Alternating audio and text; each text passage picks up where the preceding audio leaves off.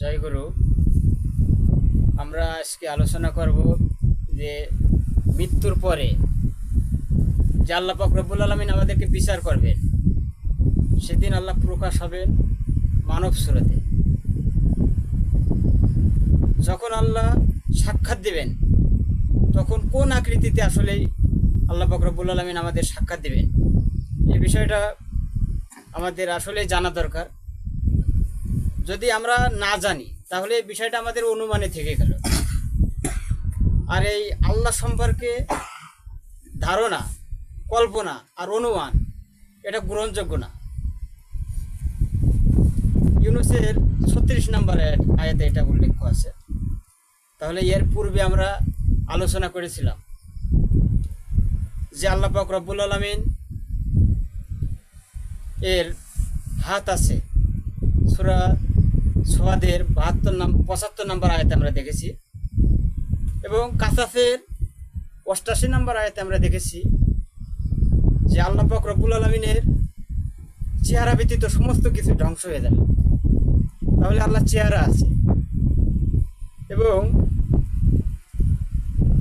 সূরা কালাম 68 নম্বর সূরা কালামের 42 নম্বর আয়াত, সেদিন যখন আল্লাহ বিচার কার্য সম্পন্ন করবেন, তখন আল্লাহ পাক রব্বুল আলামিন পা উন্মোচন করবেন,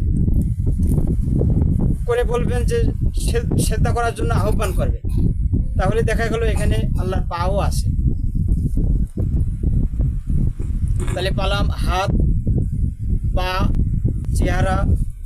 এবং আপনি আরেকটা লক্ষ্য করেন, সেটা হলো যে সূরা সেজদা 32 নম্বর সূরা সেজদা 4 নম্বর আয়াত। ওখানে আল্লাহ পাক রব্বুল আলামিন ইরশাদ করেছেন যে আমি যখন 6 দিনে সমস্ত কিছু সৃষ্টি করলাম, পৃথিবীকে সৃষ্টি করলাম, করার পরে আমি আরশে সমাসীন হলাম। সমাসীন শব্দের আবিধানিক আরও গাঢ় অর্থ হলো বসা। তাহলে যেখানে উঠা বসা, অর্থাৎ তাহলে উঠেছিল, দাঁড়াইছিল, তারপরে বসলো।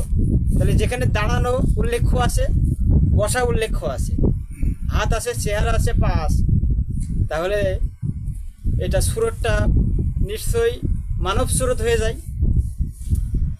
এই জন্য আমরা দেখি সূরা 3-এর 4 নম্বর আয়াত, সূরা মুমিনের 64 নম্বর আয়াত এবং সূরা রুমের 30 নম্বর আয়াত।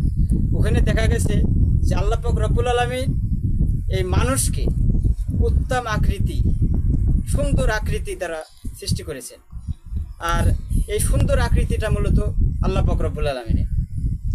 তাহলে এই সুন্দর আকৃতি দিয়ে সৃষ্টি করার পরেও আল্লাহ পাক রব্বুল আলামিন এই আদম আলাইহিস সালামকে মর্যাদায় উচ্চ আসনে বসানোর জন্য, মর্যাদার উচ্চ শিখরে বসানোর জন্য কি করলেন? সূরা হিজরের 29 নম্বর আয়াত এবং সূরা সোয়াদের 72 নম্বর আয়াতে খেয়াল করি আমরা। ওখানে ওই দুইটা আয়াতে দেখতে পাচ্ছি আমরা যে আল্লাহ পাক রব্বুল আলামিন নিজের রুহু আদমের ভিতরে ফুৎকার করলেন। তাহলে নিজের রুহু আদমের ভিতরে ফুৎকার করে হুকুম দিলেন যে আদমকে সেজদা করো। তাহলে আমরা জানি যে সূরা জিনের 18 নম্বর আয়াত, সূরা জিনের 18 নম্বর আয়াতে উল্লেখ আছে যে সকল সেজদা একমাত্র আল্লাহরই প্রাপ্য। তাহলে আল্লাহ বাদে কেউ কিন্তু, আল্লাহ ব্যতীত কেউ কিন্তু সেজদা পাবে না দিনের ক্ষেত্রে।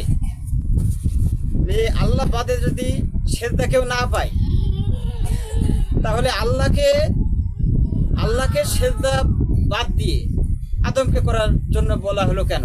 কারণ আদমের ভিতরে আল্লাহর রূহ ফুৎকার করা হয়েছিল। আর আদমের চেহারায় আল্লাহর চেহারা, সুন্দর আকৃতিটা আল্লাহ আদমকে দিয়েছিল। এর মাধ্যমে প্রমাণ আমরা পাই যে আল্লাহর নিজ আকৃতিতে এই আদম তৈরি করেছেন আল্লাহ পাক রব্বুল আলামিন। এই বলেই আমরা ফিনিশিংয়ে যদি কেউ না আসতে পারে, তাহলে আরেকটা আয়াত আমরা এখানে নিয়ে আসতে পারি। সূরা মরিয়মের 17 নম্বর আয়াতটা আপনি খেয়াল করেন। তা ওই সূরা মরিয়মের 17 নম্বর আয়াতে উল্লেখ আসছে যে আল্লাহ পাক রব্বুল আলামিন যখন মরিয়মের কাছে নিজ রুহু মানব আকৃতিতে প্রকাশ করলেন এবং মরিয়ম আলাইহিস সালামের সঙ্গে কথা প্রকথন হলো। তাহলে এই আয়াতে বোঝা যায়, অনেকে বলে যে মা মরিয়ম আলাইহিস সালামের কাছে ওইটা মূলত জিবরাইল আসছিল ওহী নিয়ে। তা বিষয়টা এখানে যদি কেউ জিবরাইলকে উপস্থাপন করে, জিবরাইলের নামটা যদি উপস্থাপন করে, তাহলে কিন্তু একটা আয়াত ব্যর্থ হয়ে যাচ্ছে, দুইটা আয়াত ব্যর্থ হয়ে যাচ্ছে। যে আমি আমার রুহু আদমের ভিতর প্রবেশ করালাম, তাহলে আমি আমার রুহু বলতে ওখানে যদি আল্লাহর রুহু হয়, আর আল্লাহ সেজদা পায় একমাত্র। সূরা জিনের 18 নম্বর আয়াতে আমরা দেখলাম যে একমাত্র সেজদা পাবে আল্লাহ। তাহলে এতগুলো আয়াতে আমরা মীমাংসা পাচ্ছি যে মরিয়ম আলাইহিস সালামের কাছে যে রুহুটা আল্লাহ পাক রব্বুল আলামিন পাঠালেন, সেই রুহুটা মূলত জিবরাইল না, কারণ ওইটা আল্লাহরই রুহু ছিল। দেখেন, আমি যদি মরিয়ম আলাইহিস সালামের কাছে যদি আল্লাহর রুহু ওইটা না দিয়ে আমি যদি জিবরাইলকে ওখানে উপস্থাপন করি, তাহলে কিন্তু আমার একটা আয়াত ব্যর্থ হয়ে যাচ্ছে।